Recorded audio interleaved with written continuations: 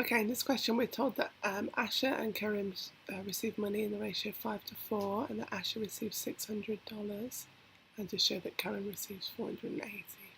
So if it's in the ratio 5 to 4 and Asha is the first name, then Asha receives $600. So one way you could look at this is by trying to think of, well, how much is one part worth? So if 5 parts is worth $600, then one part must be equal to $600 divided by 5. So one part must be $120. Okay, so 5 times 120 would get 600.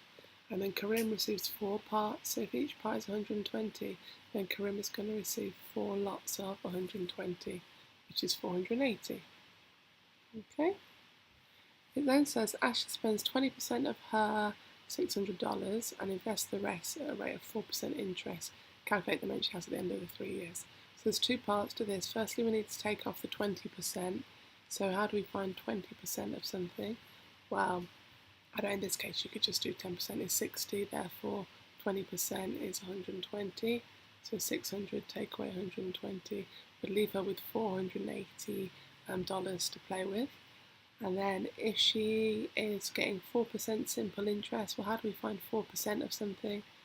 484% is the same as saying times 0.04, because 4% is the same as 4 divided by 100. That's what percent means, and that's 0.04.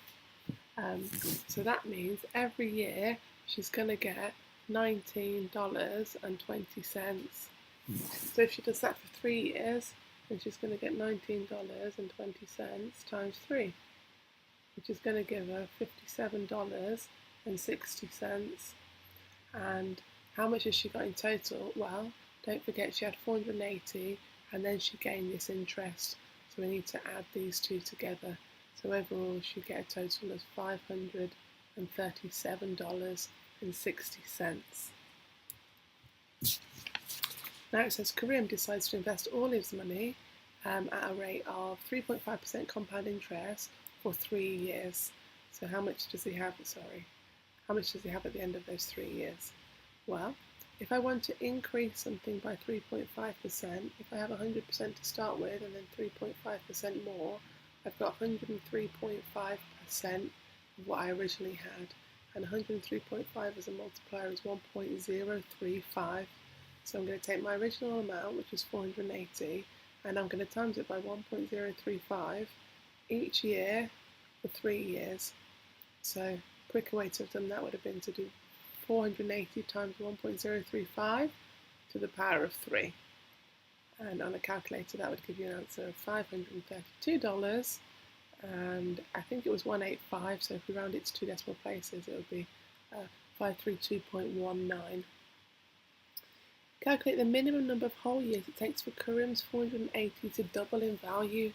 So don't forget he has 480 and he's timesing it by 1.035 for a certain number of years. We don't know how many years that is, that's what we're trying to find out. So we'll just call it n for now. And we want it to double, so we want the final amount to be 2 lots of 480. The 2 lots of 480 is going to be 960. Okay, so when is this going to equal to 960?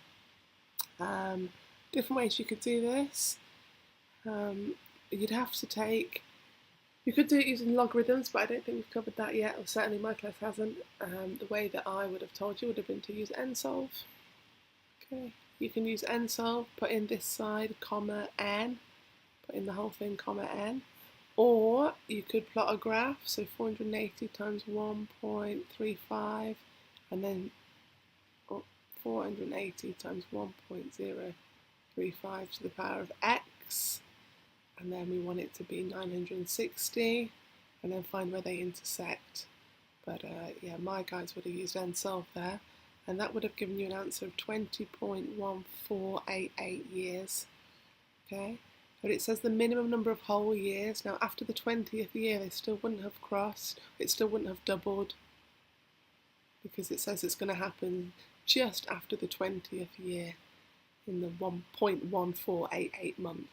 So the first whole year when it's going to be above 960 is going to be the 21st year.